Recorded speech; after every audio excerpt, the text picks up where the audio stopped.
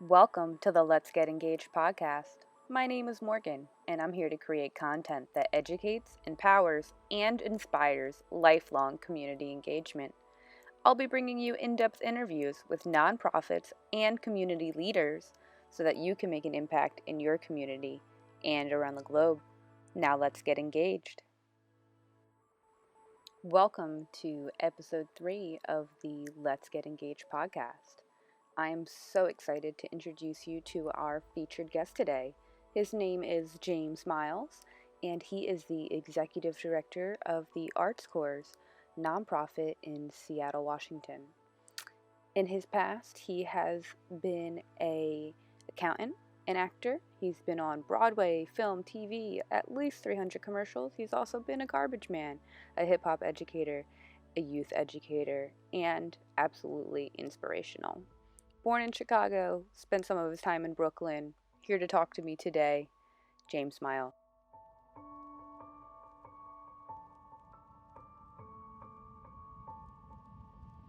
So James, can you just tell us a little bit about your organization and what you guys do? Sure. So we are Arts Corps. I'm the executive director, and we have, let's see, what's the best way to say this? Arts Corps' mission is to revolutionize arts education by igniting the creative power of youth through culturally engaging learning experiences. So what that means is that we provide free arts programming, K through 12 to youth, mostly South Seattle and South King County, mostly low income, mostly Black and brown youth, integrating art into the school day. So integrating dance, math, theater into math, science, history, after school, pre-professional learning in the arts, and youth development, and which is training and supporting youth in reaching careers in college opportunities. Our most famous program for that is our Learning Immersive Technology program, and that's training youth in VR, AR, filmmaking, and game design. We just had a hackathon May 21st that went successfully well, where our high school students trained their middle school counterparts in game design. Super fun, super engaging. Who would have thought that during these times of too much online Zoom conferences with their school would have 30 plus youth tune in willingly to have more school, but it's with their peers. So it was a great model. So that's what we do in a nutshell. Been around since 2000.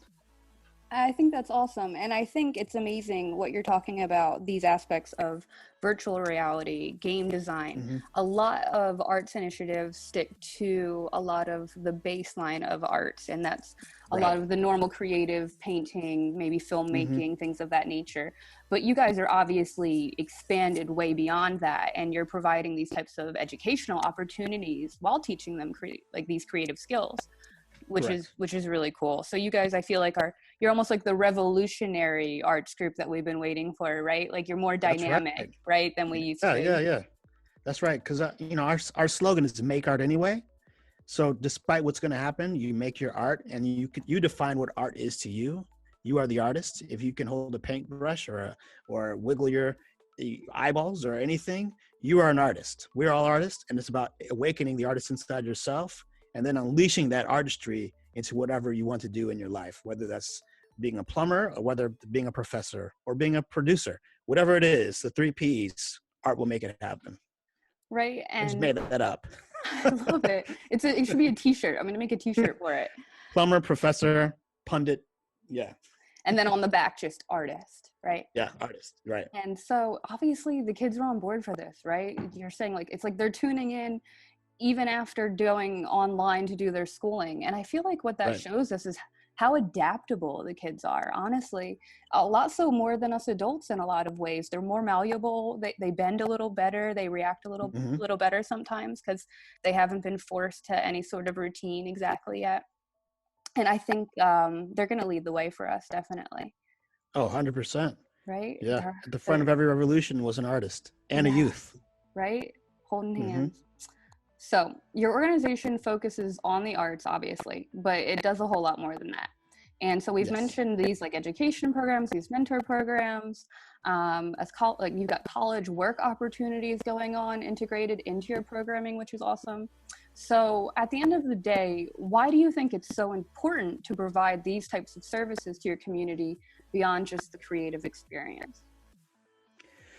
Yeah, I mean, so race is the greatest predictor of access to the arts in Seattle. And if you look across the country, uh, public schools with the least amount of funding, the first thing they cut is the arts. And after the arts are cut, you generally see a decline in academic achievement.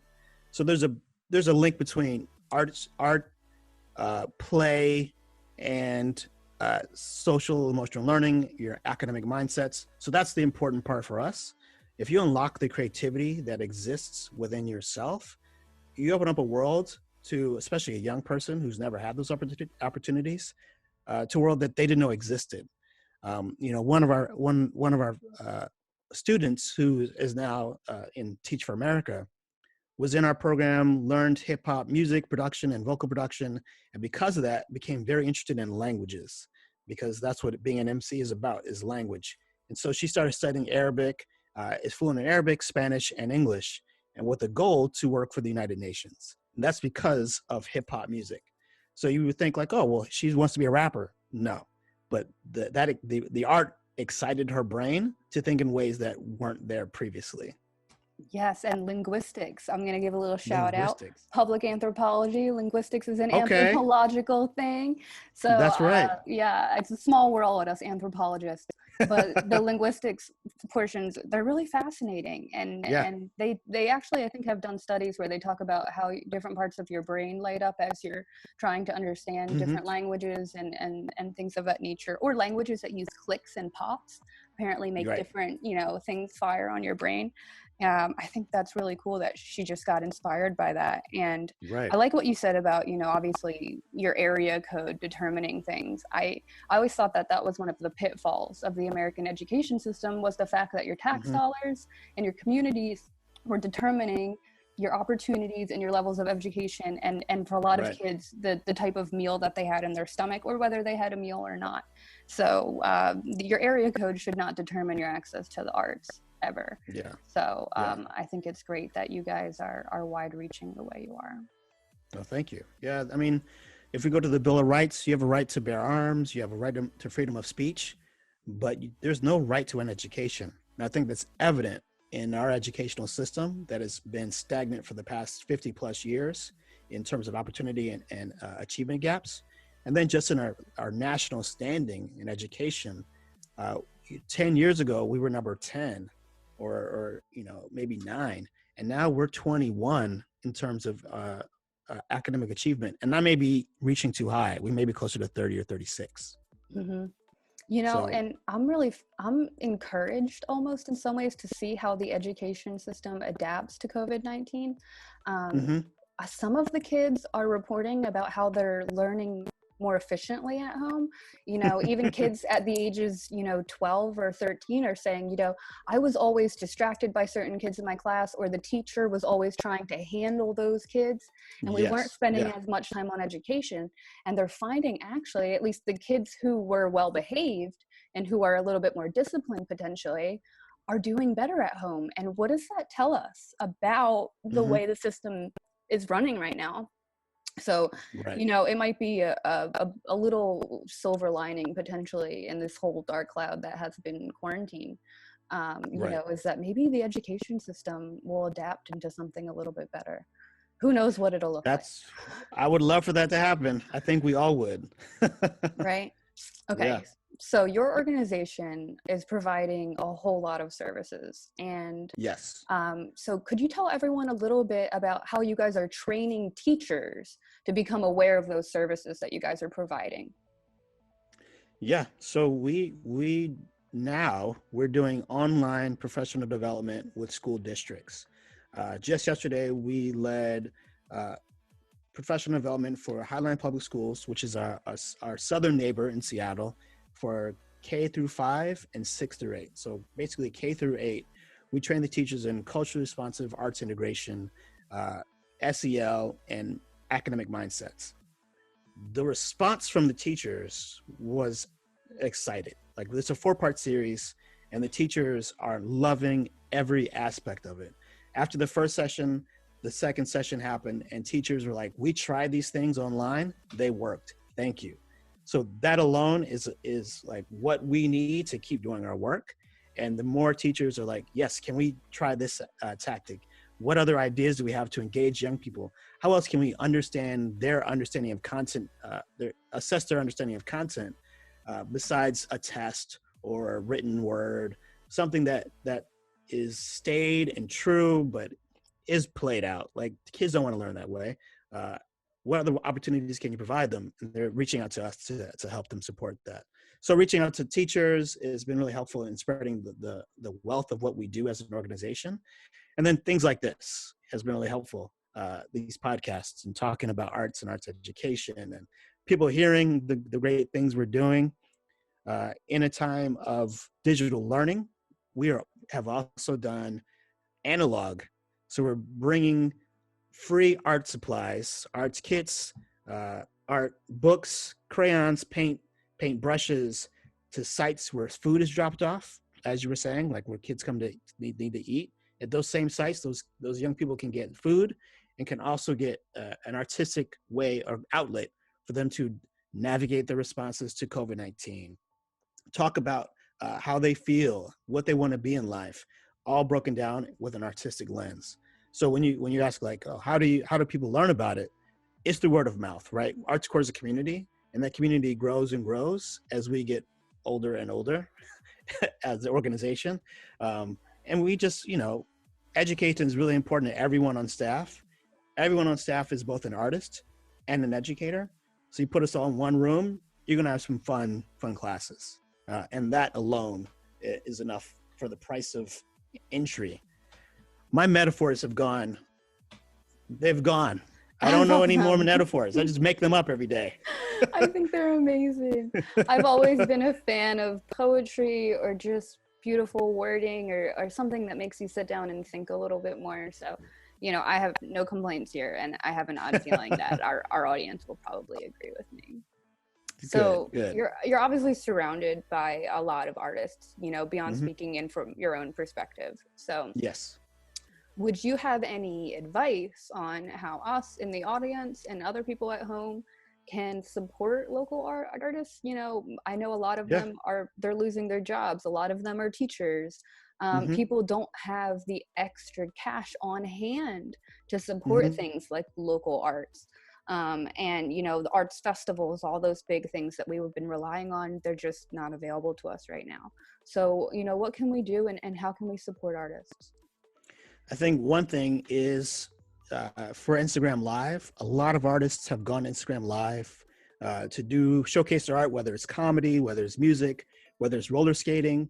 It's important to support those artists with financial donations, whether it's $5 or $500. That's a simple way to support an individual artist.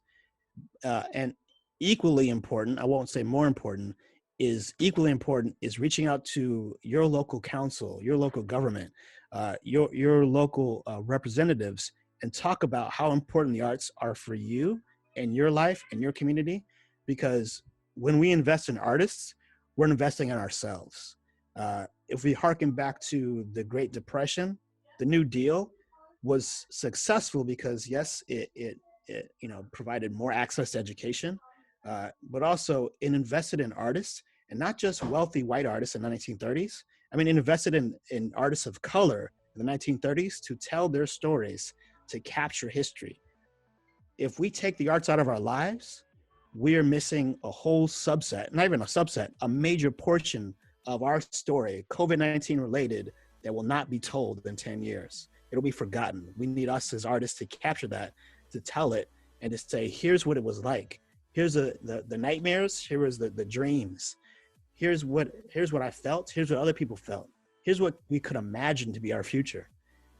That's what the power of the arts. So advocate. Talk to your local council people and say, please make sure the arts are funded, both in schools and in society, because they need us to survive.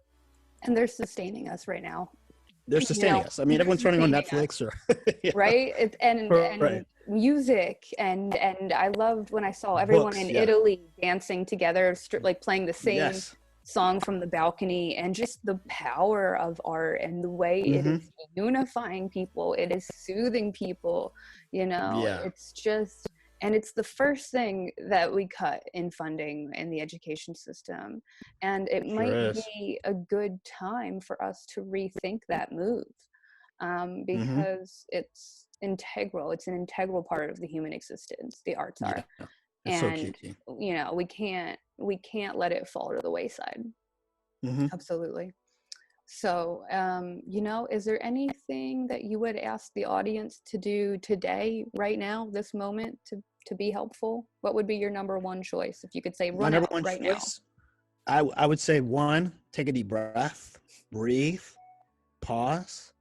Everything feels like you have to do it immediately. Everyone's rushing to either uh, garden or rush outside to the bar or rush inside to stay healthy and stay safe. Most importantly is just take a deep breath, breathe in the air. Even if you're in New York City, what's up, New York? Breathe in the air, and just take in life, because this time is unique. There is no new normal. This is our Right. normal. So accept for what it is now and try to live every day one by one. And then two, uh, how do you make art? Like, our slogan is to make art anyway. So I, I I challenge everyone to try to make some art over the weekend. Yes. Make some art. Do anything creative. What is your creative outlet? Make art. I love it. Last weekend I sat down and I hadn't painted in a long time. I've done a lot of Mm-hmm. painting in my life. I've done house painting, literal, huge, giant Mm-hmm. $1 million houses where we were spraying and then doing detail work on wood.